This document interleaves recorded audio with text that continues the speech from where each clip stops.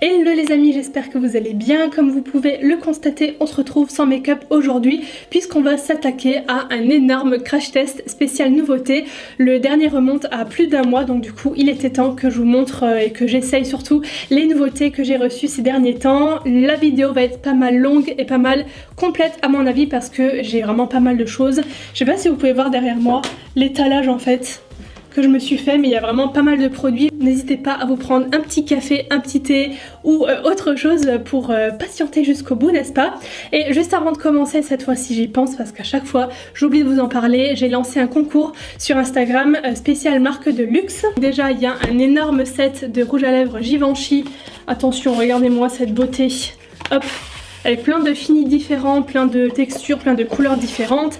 Et il y a encore cette box qui est remplie de produits de marques diverses et variées, n'est-ce pas? Comme du Charlotte Tilbury, Moschino, Bobbi Brown, plein de trucs aussi, Givenchy, By Terry. J'ai aussi une palette pour le teint Hourglass, enfin bref, que des beaux produits. Donc si jamais ça vous intéresse, mais écoutez, le concours est sur mon Instagram. Je vous mets mon pseudo dans l'écran. Et donc c'est parti pour le crash test. Et pour le premier produit, alors j'ai, du coup on va déjà commencer par diviser le visage en deux parce que j'ai deux bases différentes à tester. D'un côté on va tester un primer Urban Decay et de l'autre côté Benefit. Alors pour le Benefit ils ont lancé une nouveauté dans la gamme Professional et celle-ci en fait il y a marqué Hydrate Primer et donc c'est une base de teint hydratante pour minimiser l'apparence des pores. Que vous le savez, j'ai une peau quand même à tendance sèche et du coup c'est vrai que les bases trop matifiantes et tout ça va pas pour mon type de peau. Par contre là comme c'est hydratant, écoutez ouais, j'ai hâte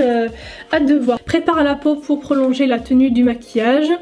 Acide hyaluronique, beurre de karité, etc. etc. Et donc de l'autre côté, le Urban Decay, donc c'est le All Nighter. Base de teint, prolonge la tenue du fond de teint, prépare, lisse et sublime la peau. Est-ce qu'il y a marqué autre chose? Tel un véritable pot de colle.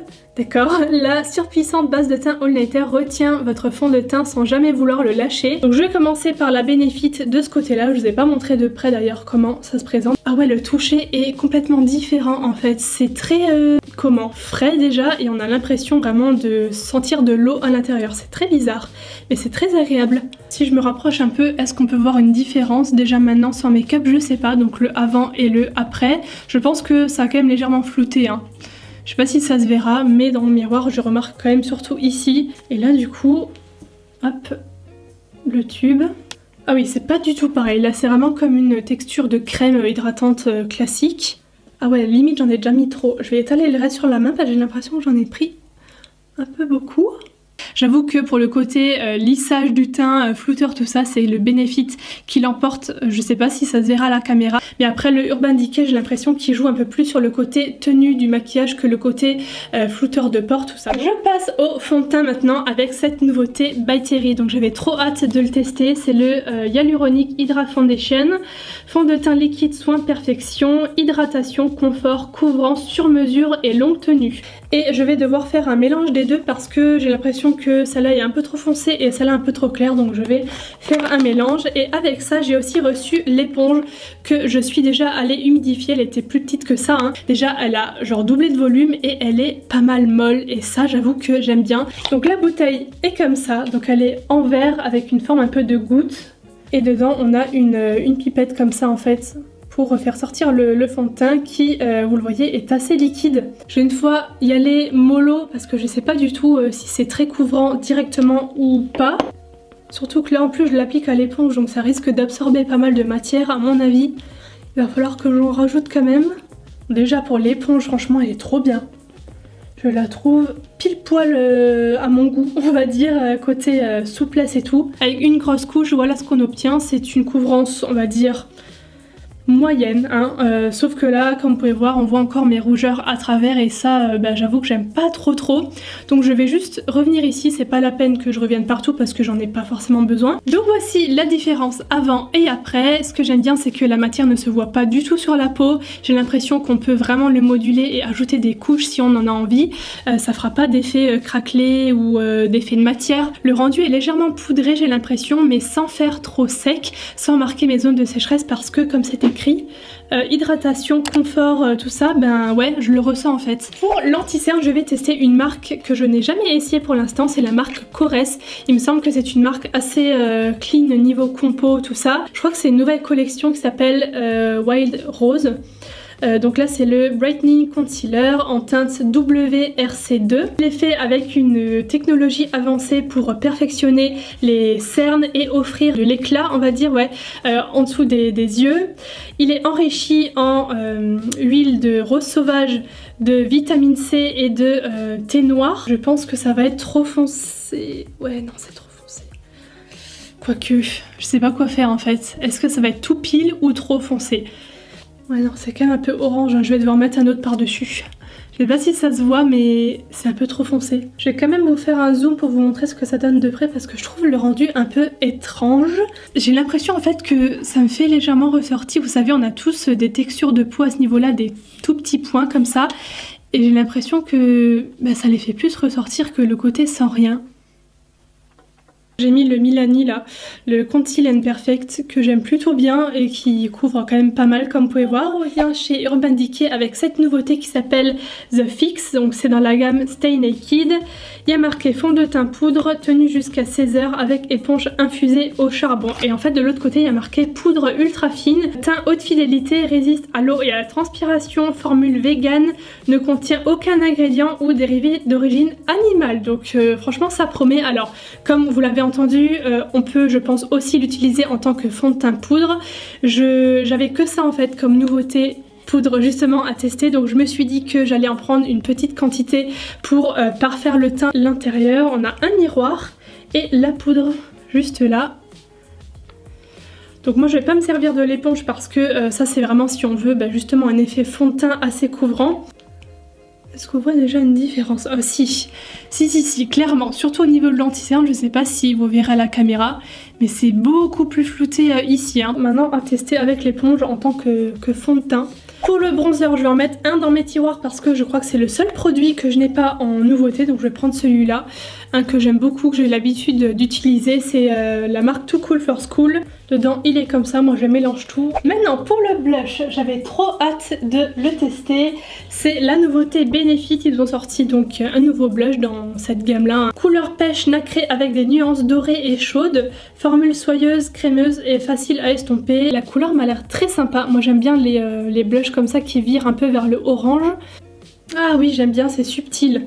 C'est très subtil, bon je pense que ça se voit quand même la différence, mais c'est pas du tout le genre de blush qui fera trop voyant ou quoi que ce soit, et c'est le genre de teinte et de fini que je préfère. Ça je valide. Ah ouais j'aime bien et ça sent très bon. Maintenant les gars, on passe à l'highlighter, on revient à la marque Korres.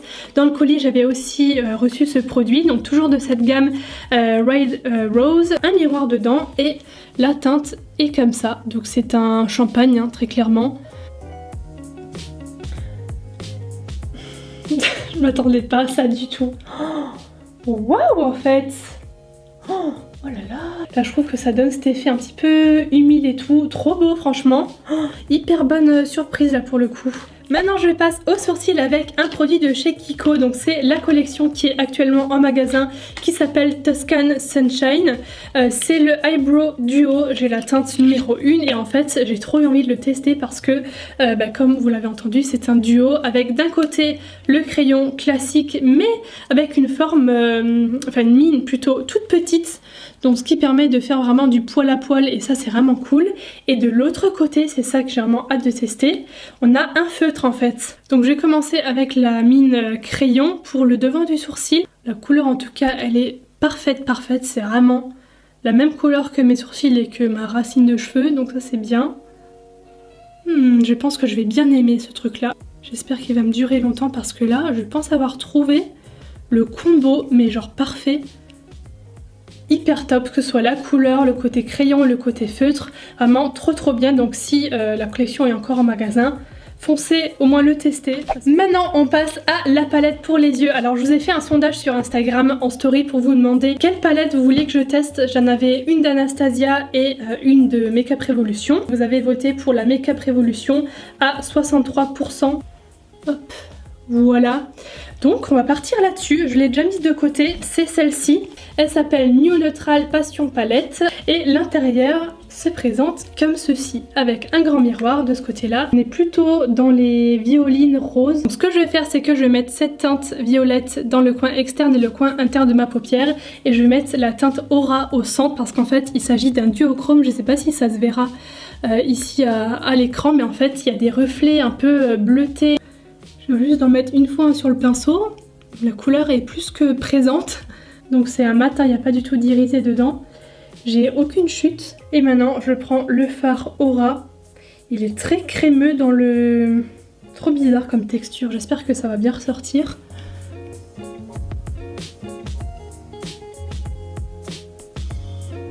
Pas du tout. Qu'est-ce qu'il faut que je prenne mon doigt? Peut-être. C'est une texture ultra étrange en fait, c'est crémeux. Bon là je pense que vous voyez hein, sur le doigt c'est intense. Comment je vais faire? Ça se dépose pas. Comment je vais faire mon affaire? Écoutez, je vais essayer d'humidifier mon pinceau parce que là c'est quand même beaucoup mieux avec ça. Hein. Oh non, je vais dégrader les bords parce que là ça ne va pas du tout. Et les reflets se voient, hein, c'est un petit peu violet, rose selon la lumière, mais je pensais que ce serait beaucoup plus... Vous voyez? Et en fait pas tant que ça, donc je vais rajouter des paillettes tout à la fin au centre. Au-dessus de tout ça, je vais prendre la teinte Vice qui est une espèce de framboise ici. La couleur m'intrigue pas mal. La couleur est trop belle, je kiffe. Pour le ratti, je reprends cette même teinte violette du début et je viendrai compléter avec la teinte sensuelle qui est un prune très très foncé dans le coin externe, et j'essaierai de foncer un petit peu le dessus également. Maintenant je vais prendre cette teinte champagne pour illuminer le coin interne, et ensuite je vais venir prendre ces paillettes pour mettre un petit peu au centre. Ah, canon cette teinte là. Je vais estomper au doigt, parce que j'ai pas envie d'en mettre trop, je vais juste en mettre quelques-unes comme ça au centre. Bilan de cette palette, écoutez, très bien sur tous les fards, sauf ce mystérieux Aura là. Maintenant je passe au mascara. Je vais de nouveau diviser mon visage en deux, puisque d'un côté j'ai le nouveau Size Up de Sephora Collection, et de l'autre j'ai un Charlotte Tilbury. Le Charlotte Tilbury c'est le Full Fat Lashes. La brosse, je sais même pas comment elle est, j'ai pas du tout regardé. Elle est complètement classique. Voilà, je crois que la Sephora aussi est comme ça. Oui, il me semble que c'est plus ou moins pareil, sauf que là on est plutôt sur une forme un peu style sablier. Je commence par le Charlotte Tilbury de ce côté-là. Bon, première vue comme ça, je pense pas que ça va être mon préféré, parce qu'il a l'air de bien séparer, bien donner de la longueur, mais par contre pas forcément beaucoup de volume. Ça me les a bien allongés, donc c'est cool, mais c'est vrai que moi je préfère le volume en fait. Je remarque direct qu'il y a beaucoup plus de matière qui reste agrippée dans les cils, et du coup ça les épaissit plus. Mais je préfère celui-là, je peux déjà vous le dire tout de suite là. Big zoom pour vous montrer les cils, donc le côté Sephora et le côté Charlotte Tilbury. Les deux sont jolis, hein, voilà, mais c'est vrai que celui-là apporte moins de volume que l'autre. J'espère que ça se voit dans tous les cas. Dans mon miroir, je vois clairement la différence quoi. Hein. Maintenant, on va pouvoir passer aux lèvres, donc au dernier produit de cette vidéo. J'espère que vous êtes toujours là. Donc en premier, un de chez Makeup Revolution, et ensuite des nouveautés Kat Von D. Donc en premier, ça c'est un raisin, donc je vais essayer ça en premier. C'est les satin matte lipstick, donc je sais pas trop ce qu'ils veulent dire par satin mat. Est-ce que ça ira ça avec le rose des yeux? Je ne crois pas en fait. Là j'ai pris cette teinte qui s'appelle Struck, qui me semble beaucoup mieux, ouais, parce qu'elle est dans le rosé. Application faite en 2 secondes et demie. Là c'est pas parfait, mais vraiment c'était hyper rapide. Ça marque directement, c'est assez crémeux.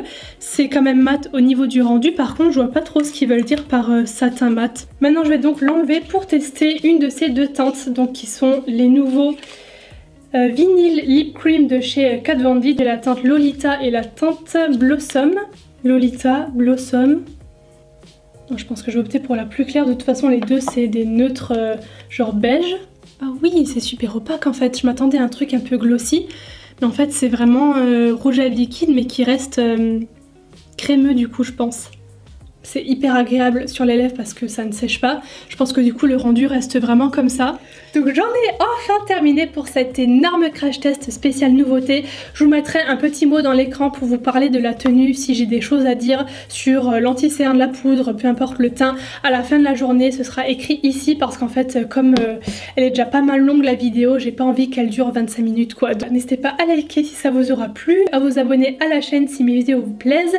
N'oubliez pas le petit concours aussi sur Instagram jusque dimanche. Je vous fais des bisous et je vous dis à très bientôt. Bye.